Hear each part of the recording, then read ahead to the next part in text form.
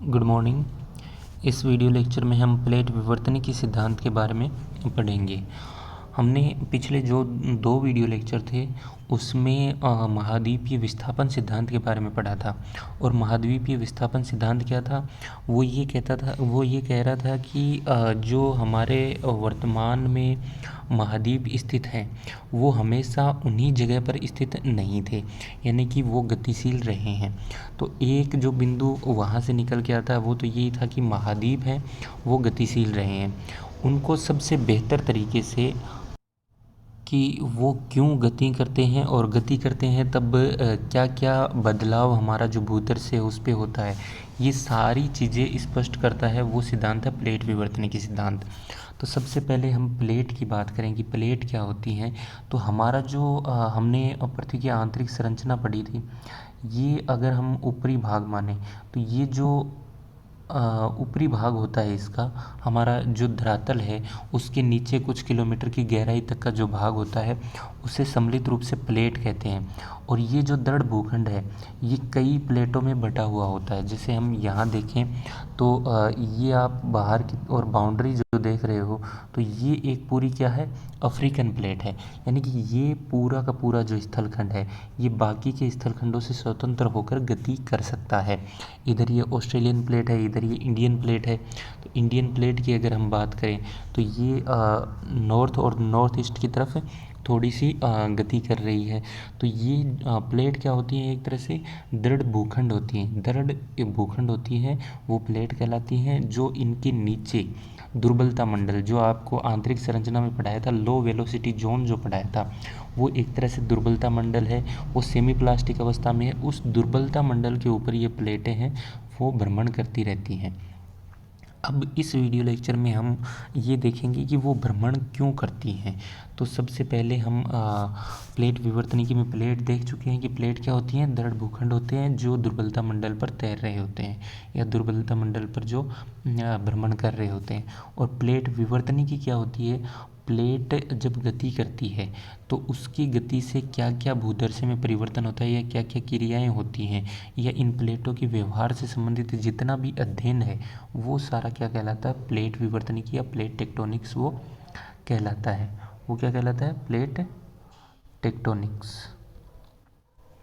ठीक है, तो इस प्लेट टेक्टोनिक्स का इसके अंदर अध्ययन करेंगे। उससे पहले हम दो जो और सिद्धांत हैं जिनके आधार पर प्लेट टेक्टोनिक सिद्धांत है वो खड़ा है, उनके बारे में हम बात करेंगे। सबसे पहला है सहवहनीय तरंग सिद्धांत। इस सहवहनीय तरंग सिद्धांत का प्रतिपादन किया था आर्थर होम्स ने।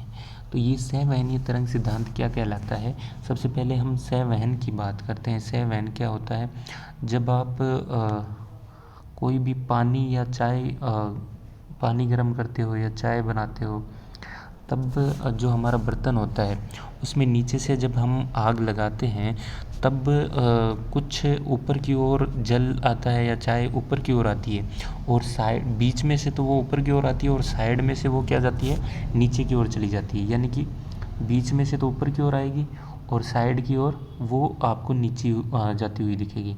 यानी कि जहाँ से गर्म हो रहा है वहाँ से वो जल है, वो पानी है या चाय है, वो ऊपर उठ रही है और साइड में वो नीचे जा रही है।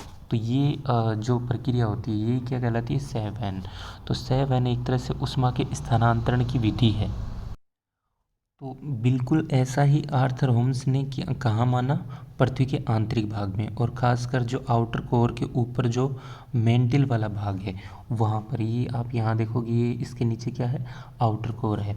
इस आउटर कोर के ऊपर उन्होंने क्या माना कि जो मेंटिल वाला भाग है वहाँ पर कई बार क्या होता है कि तापमान में अंतर के कारण, यानी कि नीचे की ओर तापमान अधिक हो जाता है, ऊपर की ओर तापमान कम हो जाता है। उस तापमान में अंतर के कारण जो गर्म लावा है, जो गर्म पदार्थ है, जो मैग्मा है, वो ऊपर की ओर गति करने लग जाता है और वो धरातल के नीचे तक आता है। फिर धरातल के नीचे आकर वो दोनों तरफ मुड़ जाता है और फिर उसमें एक नीचे की तरफ गमन होता है, यानी कि नीचे की तरफ एक जो अवरोही स्तंभ है वो भी तैयार हो जाता है। तो यानी कि ये पूरी की पूरी प्रक्रिया क्या कहलाती है, सहवहन। और ये एक कोशिका है, ये पूरी क्या कहलाती है, सहवहन कोशिका। तो आर्थर होम्स ने क्या कहा कि पृथ्वी के आंतरिक भाग में तापमान में भिन्नता के कारण सहवहन तरंगें गर्म पदार्थों की चलने लगती हैं। इन्हीं सहवहन तरंगों के कारण जो इनके ऊपर प्लेटें हैं वो प्लेटें गति करती हैं। तो ये सहवहनीय तरंग सिद्धांत है, ये फ़िलहाल सबसे मान्य सिद्धांत है प्लेटों की गति को परिभाषित करने के लिए। तो इसमें दो तरह के हमें स्तंभ दिखेंगे इस सहवहन कोशिका में। एक तो ऊपर उठता हुआ मैग्मा दिखेगा और एक यहाँ नीचे जाता हुआ मैग्मा दिखेगा। यहाँ आप देख सकते हो कि ये ऊपर उठता हुआ भाग है और ये साइड में यहाँ नीचे जाता हुआ भाग है। तो एक तो आरोही या उठता हुआ स्तंभ होता है और एक अवरोही स्तंभ होता है। तो ये यहाँ क्या है, आरोही स्तंभ, यानी कि ऊपर उठ रहा है यहाँ पर गर्म मैग्मा। ये आरोही जो स्तंभ होता है ये इस क्रस्ट के नीचे जाएगा, क्रस्ट के नीचे जाकर ये विभिन्न दिशाओं में फैल जाएगा या विभिन्न दिशाओं में चलने लगेगा। इससे क्या होगा कि इस क्रस्ट के नीचे जब ये दोनों दिशाओं में जाएगा तो इस क्रस्ट पर भी ये क्या करेगा, तनाव डालेगा। यहाँ पर आप देखोगे ये तनाव डालेगा और तनाव डालेगा तो अंततः ये इसको क्या कर देगा, तोड़ देगा। हमारा जो स्थल भाग है उसको ये तोड़ देगा। ठीक है, यानी कि यहाँ पर लंबे समय तक ये प्रक्रिया अगर चलती रहेगी तो यहाँ पर क्या बनेंगे, सागर बनेंगे, महासागर बनेंगे या फिर छोटी छोटी खाड़ियाँ बनेंगी। जैसे वो टेथिस सागर बना था या आज का हमारा भूमध्य सागर वगैरह है, ये जो जितने भी हैं भूमध्य सागर में तो खैर संकुचन हो रहा है, लेकिन जो लाल सागर है या कैलिफोर्निया की खाड़ी है ये सारे इसी प्रक्रिया से बने हुए हैं जिनमें अभी भी प्रसार हो रहा है। दूसरा इसमें होता है नीचे की ओर जाने वाला या अवरोही स्तंभ होता है, वो यहाँ पर हम देखेंगे। तो यहाँ दोनों तरफ से लावा आकर क्या करता है, मिलता है और नीचे की तरफ जाता है। तो लावा जब मिलकर नीचे की तरफ जाएगा तो ऊपर जो क्रस्ट है उसमें आमने सामने गति होगी और आमने सामने गति होगी तो इसमें संकुचन होता है। ठीक है, तो विभिन्न दिशाओं से जो सहवहन तरंगें यहाँ पर आती हैं वो नीचे की ओर जाती हैं, जिससे जो क्रस्ट है उसमें संपीड़न होता है, संकुचन होता है और यहाँ पर क्या होता है, बाद में पर्वत निर्माण होता है और यहीं पर प्लेट है उसका विनाश भी होता है। तो वो आगे जो सी फ्लोर स्प्रेडिंग हम पढ़ेंगे उसमें पढ़ लेंगे। तो ये सहवहन तरंगे हैं, यानी कि एक इनमें उठता हुआ स्तंभ होता है जहाँ पर ऊपर ये क्रस्ट को क्या करती हैं, तोड़ती हैं। दूसरा इनका अवरोही स्तंभ या नीचे जाता हुआ स्तंभ होता है जहाँ पर ये यहाँ देखोगे तो आप यहाँ पर क्या देख रहे हो, ये पर्वतों का निर्माण देख रहे हो। तो जहाँ पर ये सहवहन तरंगे मिलकर नीचे जाती हैं वहाँ पर संपीड़न होता है और वहाँ पर पर्वत वगैरह बनते हैं। जहाँ पर ये सहवहन तरंगे ऊपर उठती हैं वहाँ पर सागर है, वो जो हमारी क्रस्ट है वो टूटती है और वहाँ पर सागर बनते हैं। ठीक है, तो ये दो चीज़ हैं वो आपको ध्यान रखनी है। ये तो था सहवहनीय तरंग सिद्धांत। इसी को बेस बनाकर दूसरा एक सिद्धांत था सागर नित्तल प्रसरण सिद्धांत। इसे प्रतिपादित किया था हैरी हेस ने, इसे हैरी हेस ने प्रतिपादित किया था। और हैरी हेस ने क्या कहा था कि पृथ्वी के आंतरिक भाग में अधिक तापमान के कारण मेंटल में तापीय सहवहन तरंगें चलने लगती हैं। जो किसने कहा था, आर्थर होम्स ने कहा था।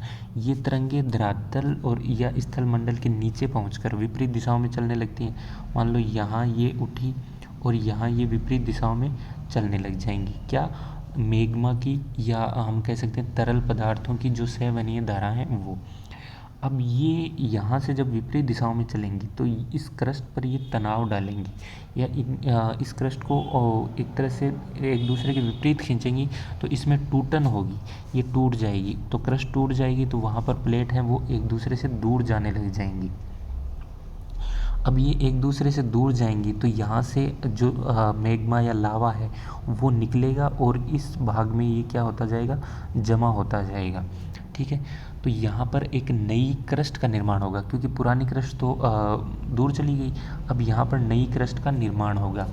अब यहाँ पर क्या है, लगातार समय तक यही प्रक्रिया जारी रहेगी। तो ये जो नई बनी क्रस्ट है ये भी दूर हटती जाएगी और इसकी जगह दूसरी नई क्रस्ट है वो बनती जाएगी। तो इस प्रकार जो महासागरीय मध्य महासागरीय कटक ये जो बनते हैं, क्योंकि यहाँ मैग्मा निकलेगा तो वो क्या बनाएगा, कटक का निर्माण करेगा। तो ये मध्य महासागरीय जो कटक होते हैं वहाँ पर एक नई क्या बनती है, क्रस्ट बनती है। और इससे दूर जब हम जाते हैं तो वहाँ पर पुरानी क्रस्ट है वो बनती है। तो यहाँ पर आप देखोगे ये ओशियनिक क्रस्ट है, ये यंगेस्ट है कहाँ, जहाँ मैग्मा ऊपर उठ रहा है। फिर ये थोड़ी ओल्डर है, थोड़ी सी क्या है, थोड़ी सी क्या है ये पुरानी है। और सबसे पुरानी कहाँ है, ये बाहर की साइड में है। तो ये आपको ध्यान रखना है कि सबसे नज़दीक कटक के, मध्य महासागरीय कटक के सबसे नज़दीक क्या है, जो सबसे नई क्रस्ट है वो। और इससे जितना दूर जाएंगे उतनी ही क्रस्ट क्या होती जाएगी, पुरानी होती जाएगी। यानी कि मध्य महासागरीय कटकों के सारे नई क्रस्ट बनती है, और जो ट्रेंच होंगे वो आगे हम पढ़ लेंगे, उनके सारे जो क्रस्ट है वो क्रस्ट का विनाश होता जाता है। तो इस प्रकार हेरी हेस के अनुसार मध्य महासागरीय कटक हैं उनके सारे सागर नितल का प्रसार होता है, जबकि जो सागरीय ट्रेंच है उनके सारे क्रस्ट का विनाश होता है। तो ये सागर नितल प्रसरण सिद्धांत और आर्थर होम्स का जो संवहनीय तरंग सिद्धांत है, ये दोनों ही प्लेट टेक्टोनिक के लिए क्या करते हैं, आधार का काम करते हैं।